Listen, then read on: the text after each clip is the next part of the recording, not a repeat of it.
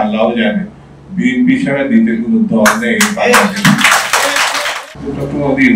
শক্ত করে দাঁড়িয়ে আছে বাংলাদেশ জাতীয়তাবাদী দলের সমর্থনের কারণে।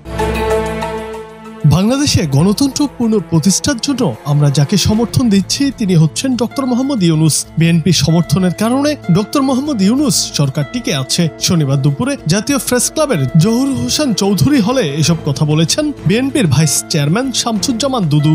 আজকে যে মানুষটাকে আমরা সমর্থন দিচ্ছি গণতন্ত্র পুনঃপ্রতিষ্ঠার জন্য, ডক্টর মোহাম্মদ ইউনূস সে শক্ত করে দাঁড়িয়ে আছে বাংলাদেশ জাতীয়তাবাদী দলের সমর্থনের কারণে।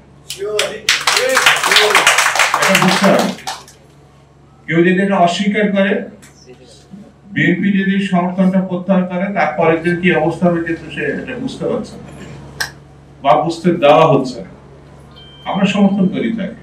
তিনি বলেন, গত 15 থেকে 16 বছর ধরে লড়াই করছি, লড়াইটা এখনো আছে, এখনো রাজপথে আছি। সেই লড়াইটা শেষ হবে একটি সুষ্ঠু, সুন্দর, নিরপেক্ষ, গ্রহণযোগ্য নির্বাচনের মধ্য দিয়ে। নির্বাচন যে পর্যন্ত না হয় সে পর্যন্ত আমাদের লড়াইটা চালু আছে, এটা সবাইকে মাথায় রাখতে হবে।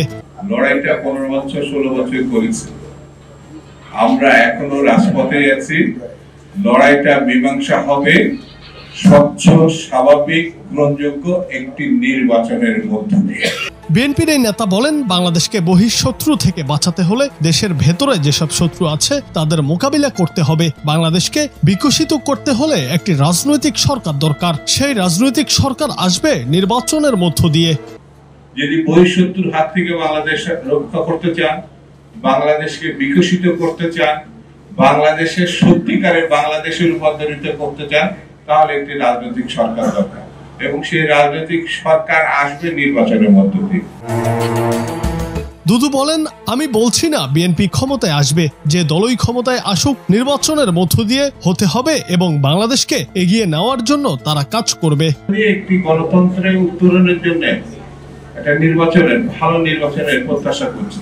আমি বলছি না বিএনপি, আমার তো মনে হয় আল্লাহ জানে বিএনপি ছাড়া দ্বিতীয় কোনো দল নেই।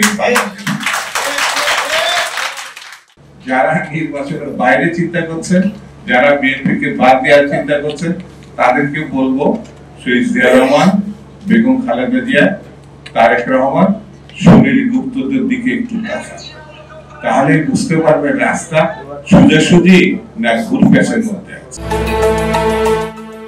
জুনায়েদ আহমেদ, বাংলা টিভি।